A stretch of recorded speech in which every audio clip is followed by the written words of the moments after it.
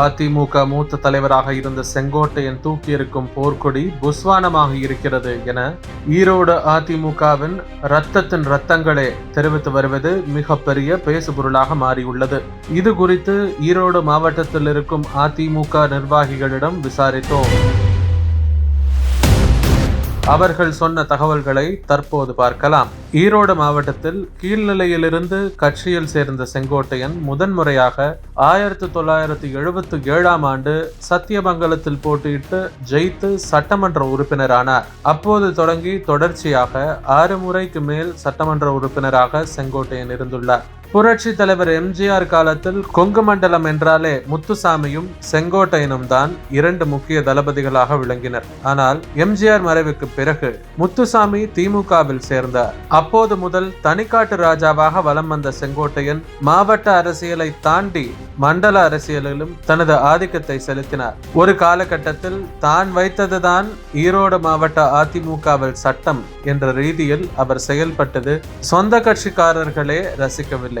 அதுவே காலப்போக்கில் அவரை வெறுக்கும் அளவிற்கு சென்றது. ஆனால் அதையெல்லாம் அவர் பெரிதாக எடுத்துக்கொள்ளவில்லை. ஜெயலலிதாவின் ஆளுகையின் கீழ் அதிமுக இருக்கும்போது தன்னை ஒரு பக்தனாகவே அவர் காட்டிக்கொண்டார். சொத்து குவிப்பு வழக்கில் பெங்களூரு சிறையில் ஜெயலலிதா அடைக்கப்பட்டார். அப்போது அவரை பார்க்க சென்ற அமைச்சர்கள் தொடங்கி முக்கிய நிர்வாகிகள் வரை கண்ணீர் விட்டு கதறிவிட்டு சென்னை திரும்பினர். ஆனால் செங்கோட்டையன் மட்டும் அந்த சிறை வாசலில் அமர்ந்திருந்தார். இதற்கு செங்கோட்டையன் தொடர்பான ஒரு புகாரில் அவரிடம் இருந்த அமைச்சர் பதவியை ஜெயலலிதா பறித்ததும் ஒரு காரணம். 2016ஆம் ஆண்டு ஜெயலலிதா மறைவின் போது செங்கோட்டையன் வெறும் சட்டமன்ற உறுப்பினர் மட்டும்தான், அமைச்சர் கூட கிடையாது.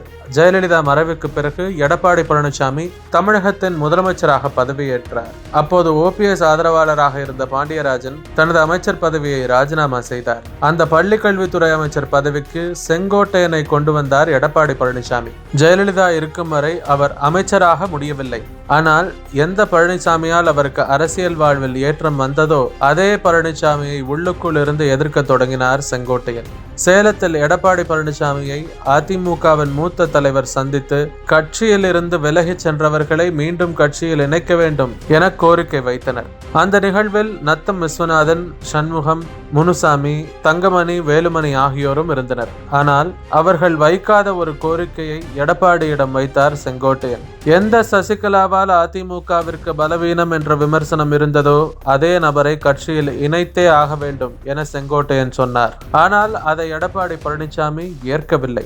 இதற்கு அடுத்தபடியாக ஈரோடு மாவட்டத்தில் தனக்கு நெருக்கமாக இருந்த அதிமுகவினர் திமுகவில் இணைந்ததை அவர் கண்டுகொள்ளவில்லை. ஒரு சில இடங்களில் திமுகவில் இணைய அவர் பலரை ஊக்குவித்தார் என்ற குற்றச்சாட்டும் இருக்கிறது. இதற்கு பிறகு ஈரோடு மாவட்ட நிர்வாகிகளை நேரடியாக எடப்பாடி பழனிசாமியை நியமனம் செய்தார். ஆனால் அதை செங்கோட்டையனால் ஏற்றுக்கொள்ள முடியவில்லை. அதிமுக என்ற கட்சி ஒன்றுபட்டு தேர்தலை எதிர்கொள்ள வேண்டும் என்பது அவரின் நோக்கம் அல்ல. தான் விரும்பும் கட்சி நிர்வாகிகள் மட்டுமே ஈரோடு மாவட்டத்தில் அதிமுகவில் இருக்க வேண்டும் என அவர் நினைத்தார். அதற்கு அதிமுக பொதுச் செயலாளர் எடப்பாடி பழனிசாமியிடம் கொடுக்கவில்லை. இதனால் தான் கலக குரல் எழுப்பி ஓபிஎஸ்ஸிடம் சரணடைந்துள்ளார் என கூறினர். செங்கோட்டையன் குறித்து டெல்லி வட்டாரத்தில் விசாரித்தோம்.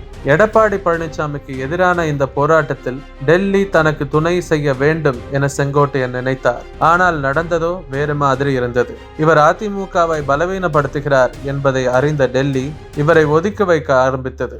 மத்திய உள்துறை அமைச்சர் அமித்ஷாவே இவரை நேரம் கொடுத்து சந்திக்க மறுத்துவிட்டார். எடப்பாடி பழனிசாமியை எதிர்ப்பதாக இருந்தால் டெல்லி பக்கமே தலை வைத்து படுக்க வேண்டாம் என செங்கோட்டையனுக்கு நெருக்கமான டெல்லி புள்ளிகளே சொல்லிவிட்டார்களாம். அதுவும் மத்திய நிதியமைச்சர் நிர்மலா சீதாராமனை செங்கோட்டையன் அதிகமாக நம்பிக்கொண்டிருந்தாராம்.